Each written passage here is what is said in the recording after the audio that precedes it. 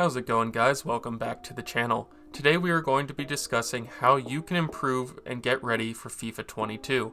So before we get started, remember to like, comment, and subscribe. Let me know what other videos you want to see as we approach the new game, and let's jump into it.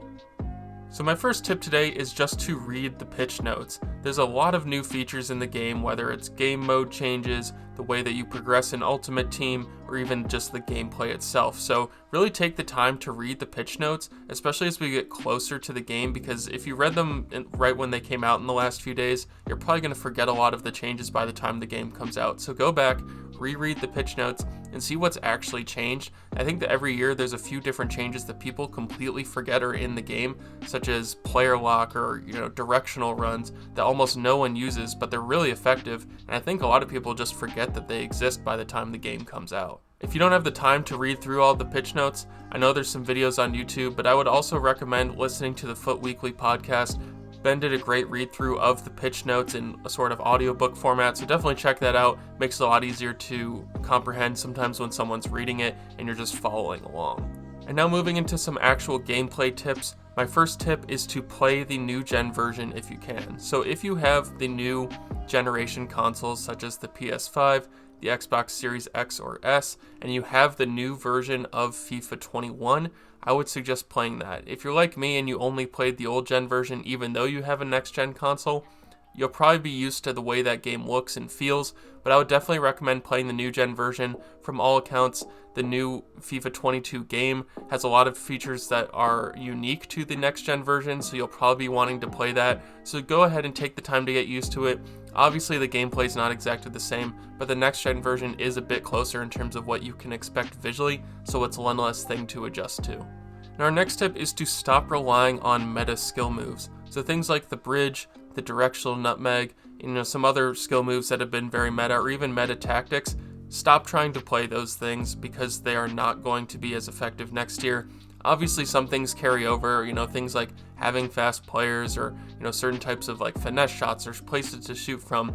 Those things carry over game to game, but it's rare that the same very specific tactics or skill moves are meta year to year. So if you're really focusing on trying to improve as a player, stop worrying about the meta. At this point, who cares about rewards? You don't need them. Just focus on improving as a player, which means working on the basics. So left stick dribbling, passing, crossing, shooting, things like that, player movement, finding tactics that work for you.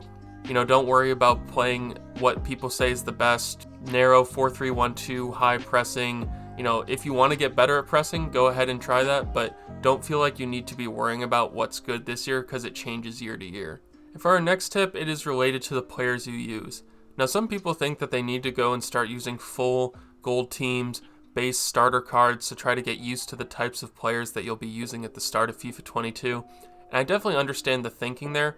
However, what I would say is that the meta and the skill gap is relative. So if you're using those players and you're coming up against these top tier god squads, that's not really what you need to prepare for. In FIFA 22, everyone's starting with these starter squads, these lower rated gold players.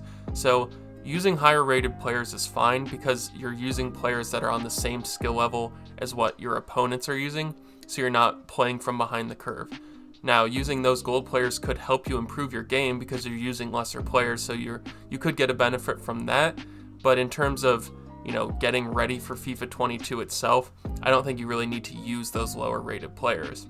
On that note, I would recommend though making sure that the way you're playing is not reliant on having top tier players. So if the style of play you have is getting the ball to the edge of the box, running through 6 defenders and hitting an unstoppable curled finesse shot from 35 yards, that's not going to be replicable with a lesser player like a gold Alan St. Maximin. You're not going to be able to do that with him at the start of next season. So obviously you want to use players that are on a good level, but don't rely on doing things that only top tier players can do. Again, as I mentioned before, trying to focus on the basics. Moving on from gameplay, my next tip is to play the beta if you did get a code, and if not, play the demo if we get one.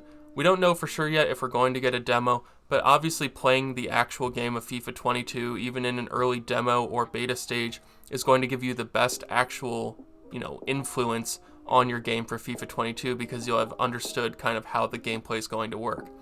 Now, a lot of things do tend to change between the demo or beta and the full release, but it is going to be the closest thing we can do at this point before we go to the real thing.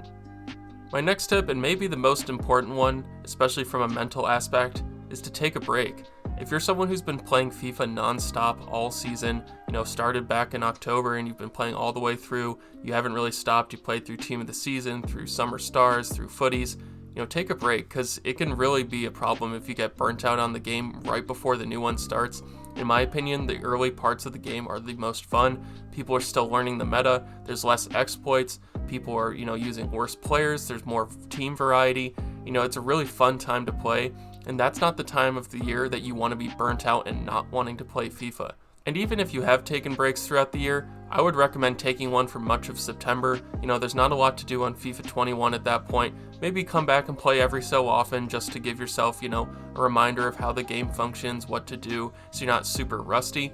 But don't feel like you need to be grinding things, like you need to play every day. You're just going to get burnt out and you're going to be less enthusiastic about playing the new game, and obviously that's not what you want. And now for a couple tips as we move into the actual FIFA 22 game.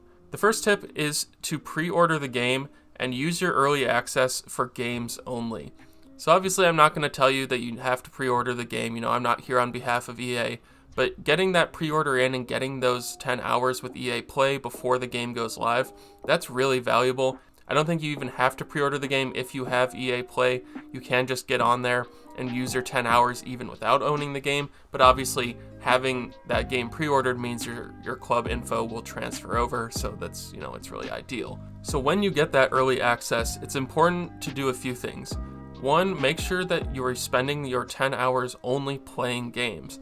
Because you can do other things on the web app, such as opening packs, trading cards, looking at objectives and SBCs, it's a waste of time to do those things on your console in your pre-access time. So using that early access just for playing games, which is the only thing you can't do with the web app, using that time wisely will really help you get the most value out of your time.